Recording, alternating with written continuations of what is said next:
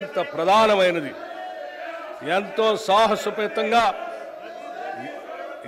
సాహసోపేతంగా మా నాయకులు శ్రీ రాహుల్ గాంధీ గారు వరంగల్ రైతు డిక్లరేషన్లో రైతులకు 2 లక్షల రూపాయల రుణమాఫీ చేస్తామని ప్రకటించారు. ఈ రుణమాఫీకి అవసరమైన నిధులను ఎలాగైనా సమీకరించాలనే సంకల్ప బలం మాకు మొదటి నుంచి ఉంది. గత ప్రభుత్వం 2014లో రైతులకి 1 లక్ష రూపాయల రుణమాఫీ చేస్తామని ప్రకటించి 2014 నుండి 2018 వరకు 4 విడతల్లో నిధులు విడుదల చేసింది. ఇలా పలు దఫాల్లో నిధులు విడుదల చేయటం వల్ల అసలు తీరకపోవడంతో పాటు రైతులకు వడ్డీ భారం కూడా పెరిగింది. రెండోసారి అధికారంలోకి వచ్చిన తర్వాత కూడా మళ్ళీ 1 లక్ష రూపాయలు మాఫీ చేస్తామని చెప్పి 5 సంవత్సరాల కాలంలో సరిగ్గా ఎన్నికల ముందు కొద్దిపాటి నిధులు విడుదల చేసి చేతులు దులుపుకున్నారు. దీనివల్ల రైతులు తీవ్రంగా నష్టపోయారు.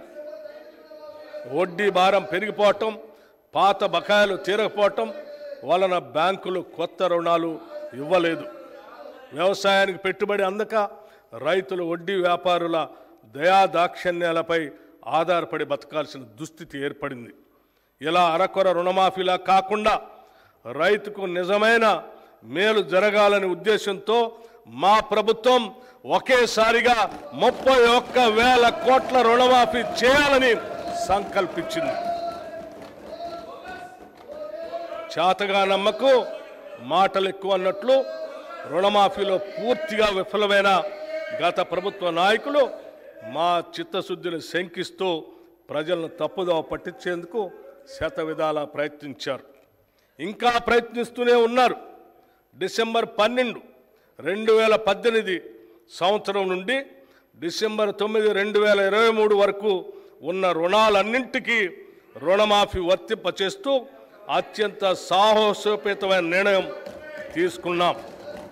తీవ్ర ఆర్థిక సంక్షోభంలో అధికారం అందుకున్న మేము తగిన ప్రణాళికతో పొదుపుతో ఇచ్చిన మాట ప్రకారం 2 లక్షల రూపాయల రుణమాఫీకి అవసరమైన 31,000 కోట్ల రూపాయలను సమీకరించుకుంటున్నాం.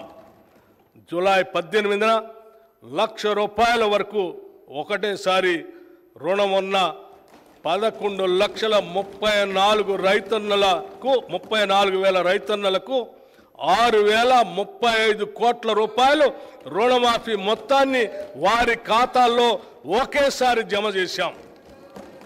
2 లక్షల రూపాయల వరకు రుణం ఉన్న మిగతా రైతులకు కూడా అతి త్వరలో రుణమాఫీ జరుగుతుంది.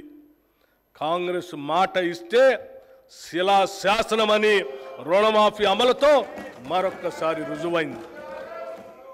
ఈ రుణమాఫీతో తీవ్ర నిరాశలో ఉన్న రాష్ట్ర అన్నదాతల్లో భవిష్యత్తుపై తిరిగి ఆశలు చిగురించాయి. వారి సంబరాలు అంబరాన్ని అంటాయి. ఇక ముందు కూడా రైతు పక్షాన మా ప్రభుత్వం సదా అండగా ఉంటుంది.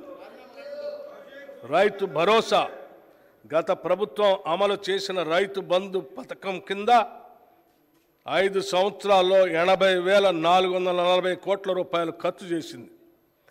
దీనిలో అధిక శాతం లబ్ధి అనర్హులకి, సాగులో లేని భూమి యజమానులకి, రియల్ ఎస్టేట్ వ్యాపారులకి అందటం వల్ల నిధులు భారీగా దుర్వినియోగం అయ్యాయి. గత ప్రభుత్వం చేసిన ఈ నిర్వాహకం వల్ల ప్రభుత్వ సొమ్ము నిరుపయోగమైంది.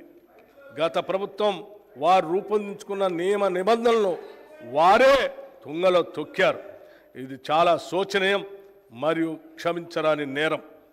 మా ప్రభుత్వం అర్హులైన రైతులకు మాత్రమే లబ్ధి చేకూరేలాగా రైతు బంధు పథకం స్థానే రైతు భరోసాను తీసుకొచ్చింది. ఈ పథకం ద్వారా అర్హులైన రైతులకు ఏటా ఎకరానికి 15,000 రూపాయలు చెల్లించాలన్నది మా ప్రభుత్వ సంకల్పం. దీని అమలుకు విధి విధానాలు చర్చించి నిర్ణయించడానికి ఒక కేబినెట్ సబ్ కమిటీ ఏర్పాటు చేశాం. ఈ కమిటీ పలు జిల్లాల్లో పర్యటించి ఆ ప్రాంత రైతుల్ని, వ్యవసాయ రంగ నిపుణుల్ని, మేధావుల్ని సంప్రదించి వారి అభిప్రాయాలను సేకరించింది. ప్రజాభిప్రాయాలన్నింటినీ క్రోడీకరించి వాటిని గౌరవ సభలో ఉంచి చర్చించి గౌరవ శాసనసభ్యులు అందరి అభిప్రాయాన్ని తీసుకొని అమలు చేయాల్సిన విధి విధానాలపై తగిన నిర్ణయం తీసుకుంటాం. ప్రభుత్వ విధానాలు పారదర్శకంగా ప్రజల భాగస్వామ్యంతో ఖరారు చేయాలి. అంతేకాని 4 గోడల గడిల మధ్యన కాదు అని మా పనితీరుకు రైతు భరోసా విధానం ఒక ఉదాహరణ. రైతు కూలీల సంక్షేమం. భూమి లేని గ్రామీణ ప్రజానికం ఎక్కువగా రైతు కూలీలుగా పనిచేస్తూ దుర్భర జీవితాన్ని గడుపుతున్నారు. వారికి ఎటువంటి ఆర్థిక భద్రత ఉండకపోవడంతో పనిలేని రోజుల్లో పస్తులు ఉండాల్సిన బాధాకరమైన పరిస్థితి. వీరికి గత 10 ఏళ్లలో ప్రభుత్వ పరంగా ఎటువంటి సహాయ సహకారాలు అందలేదు. భూమి లేని రైతు కూలీల ఆర్థిక మరియు జీవన స్థితిగతులు మెరుగుపరచడానికి మా ప్రభుత్వం లక్షలాది భూమి లేని నిరుపేద రైతు కూలీలకు సంవత్సరానికి 12,000 రూపాయలు అందించే బరోత్తర కార్యక్రమాన్ని ఈ సంవత్సరంలోనే ప్రారంభించబోతున్నాం. అతివృష్టి అనావృష్టుల రైతన్నల పాలిట శాపాలు.